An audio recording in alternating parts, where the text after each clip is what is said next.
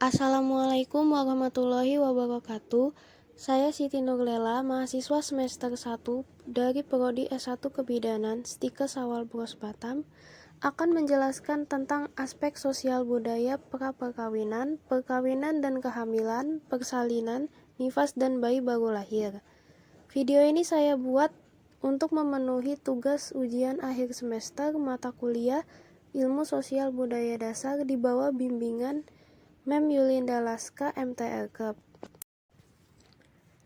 Aspek sosial budaya pra-perkawinan.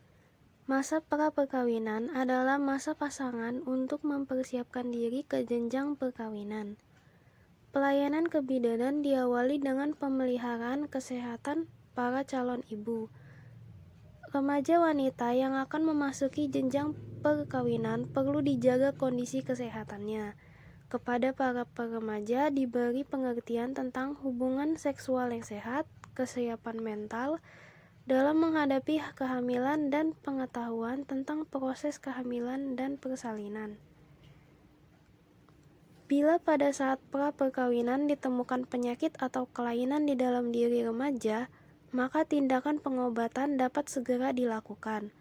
Bila penyakit atau kelainan tersebut tidak diatasi, maka diupayakan agar remaja tersebut dapat menjaga agar masalahnya tidak bertambah berat atau menularkan masalah tersebut kepada pasangannya.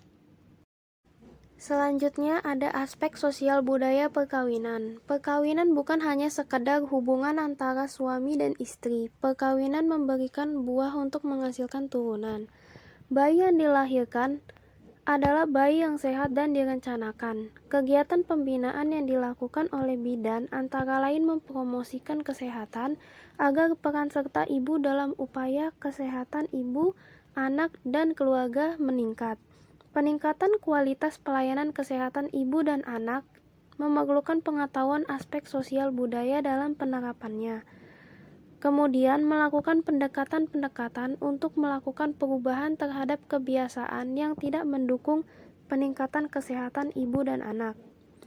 Misalnya setiap daerah mempunyai pola makan tertentu, termasuk pola makan ibu hamil dan anak yang disertai dengan kepercayaan akan pantangan, tabu, dan anjuran terhadap beberapa makanan tertentu. Misalnya di Jawa Tengah, adanya anggapan bahwa ibu hamil pantang makan telur karena akan mempersulit persalinan. Selain itu, ibu hamil dilarang memakan daging karena akan memperbanyak pendarahan. Aspek sosial budaya kehamilan. Perawatan kehamilan merupakan salah satu faktor yang perlu diperhatikan untuk mencegah terjadinya komplikasi dan kematian ketika persalinan. Di samping itu, perawatan kehamilan juga berfungsi untuk menjaga pertumbuhan dan kesehatan janin. Namun, fakta di berbagai kalangan masyarakat di Indonesia masih banyak ibu-ibu yang menganggap kehamilan itu sebagai hal yang biasa, alamiah, dan kodrati. Mereka merasa tidak perlu memeriksakan dirinya secara rutin ke bidan ataupun dokter. Resiko ini baru diketahui pada saat persalinan yang seringkali karena kasusnya sudah terlambat dapat membawa akibat fatal, yaitu kematian. Permasalahan lain yang cukup besar pengaruhnya pada kehamilan adalah masalah gizi. Hal ini disebabkan karena adanya kepercayaan-kepercayaan dan pantangan terhadap beberapa makanan. Sementara kegiatan mereka sehari-hari tidak berkurang, ditambah lagi dengan pantangan terhadap beberapa makanan yang sebenarnya sangat dibutuhkan oleh wanita hamil. Tentunya akan berdampak negatif pada kesehatan ibu dan janin. Misalnya, ibu hamil tidak boleh memakan ikan asin, karena akan menyebabkan air susu ibu berasa asin. Padahal itu hanya mitos atau kepercayaan dan pantangan dari beberapa daerah yang mempercayainya. Aspek sosial budaya persalinan. Yang pertama, bayi laki-laki adalah penerus keluarga yang akan menjaga nama baik. Yang kedua, bayi perempuan adalah pelanjut atau penghasil keturunan. Yang ketiga, memasukkan minyak ke dalam vagina supaya persalinan lancar. Melahirkan di tempat terpencil hanya dengan dukun. Yang kelima, minum minyak kelapa akan mempermudah persalinan. Minum air rendaman akar rumput Fatimah dapat memperlancar persalinan. Minum madu dan telur dapat menambah tenaga untuk persalinan. Makan duren, tape, dan nanas bisa membahayakan persalinan. Makan daun kemangi membuat ari-ari lengket hingga mempersulit persalinan. Peran bidan dalam mengatasi persalinan tersebut ialah memberikan pendidikan pada penolong persalinan mengenai tempat persalinan, proses persalinan, perawatan selama dan pasca persalinan, serta memberikan pendidikan mengenai konsep kebersihan baik dari segi tempat dan peralatan untuk menunjang proses persalinan. Aspek sosial budaya nifas. Secara tradisional, ada praktek yang dilakukan dukun beranak untuk mengembalikan kondisi fisik dan kesehatan ibu setelah melahirkan. Misalnya, mengurut perut yang bertujuan untuk mengembalikan rahim ke posisi semula.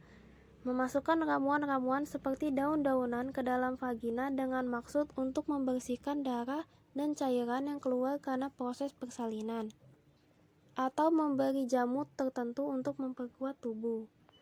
Beberapa mitos yang dipercaya di berbagai daerah yaitu masa nifas dilarang makan telur, daging, udang, ikan laut, keong, daun lembayung, buah pare, nanas, gula merah, dan makanan yang berminyak.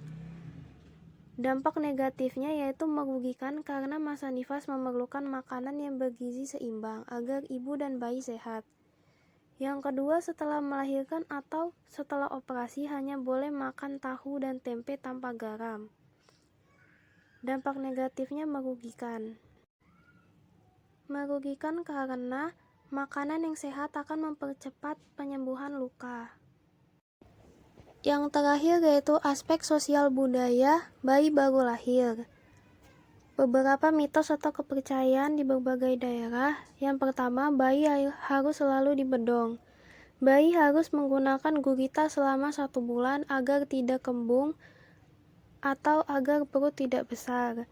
Ubun-ubun bayi diberi parutan atau tumbukan bawang merah, minyak kayu putih agar tahan angin. Bayi baru lahir harus dimandikan di laut.